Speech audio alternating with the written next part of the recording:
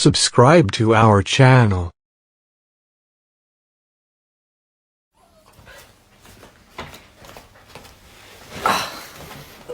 Du coup, moi aussi, j'ai enfilé ma robe d'avocat.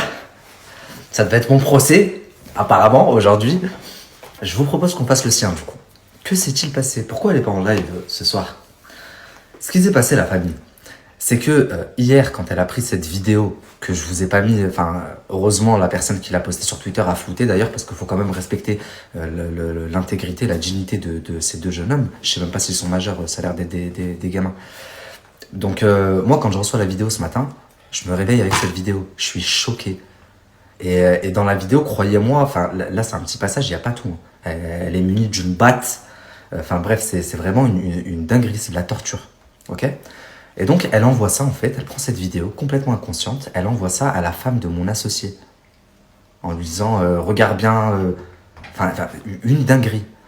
Et là, mon il pète les plombs, il se dit bon là ça commence à bien faire, ça fait 6 mois, on a fait le nécessaire etc et tout, ça bouge pas, là par contre ça va trop loin, et puis merde il y avait non-assistance à personne en danger, hein, il se devait d'agir, donc il a pris sa voiture et il est parti en bombe là-bas. Sa femme, elle appelle la police. Elle était choquée. Vous vous rendez compte, sa femme, la femme de mon associé, c'est une femme mariée. Elle a eu un mari dans sa vie, elle a connu un homme dans toute sa vie. Cette clocharde, elle lui envoie une vidéo comme ça, deux mecs, deux gamins à poil, humiliés, machin. Enfin, je sais pas ce qu'elle voulait prouver, ce qu'elle voulait faire, mais du coup, la femme de mon associé traumatisée, elle appelle la police, ce qui est normal, ce que tout le monde aurait fait. Donc, elle appelle la police. Elle leur donne l'adresse et tout, elle leur dit allez là-bas, il y a des gens qui sont en danger et tout. Et la police est arrivée en même temps que mon associé.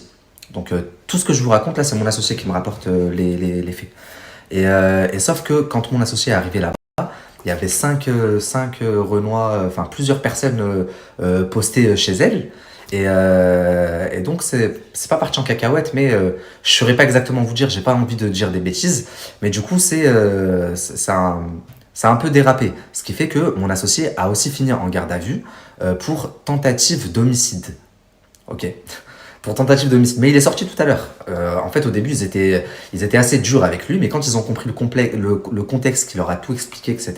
Enfin bref, ils ont pris sa déposition, il leur a tout expliqué, et du coup, il est sorti là tout à l'heure. Ce qui n'est pas son cas à elle. Maintenant, toujours d'après mon associé, d'après des personnes qui ont été auditionnées tout à l'heure, les policiers auraient clairement dit, j'ai compris la leçon, on parle au conditionnel et tant que il n'y a pas eu de jugement officiel, elle est présumée innocente. Ok, j'ai retenu la leçon. Donc il m'explique que en fait la police là-bas leur dit écoutez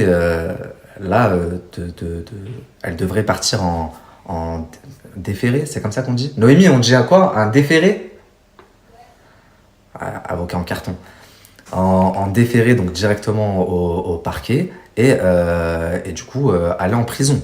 Après ça reste hypothétique, c'est ce qu'on m'a dit. Mais là elle devrait plus rentrer chez elle.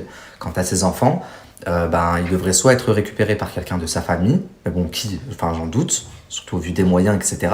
Surtout depuis qu'elle travaille plus pour moi, il n'y a plus de moyens, il n'y a plus rien. Ou alors ils vont aller en foyer. Donc les enfants, eux les pauvres, ils font partie des grandes victimes de cette histoire.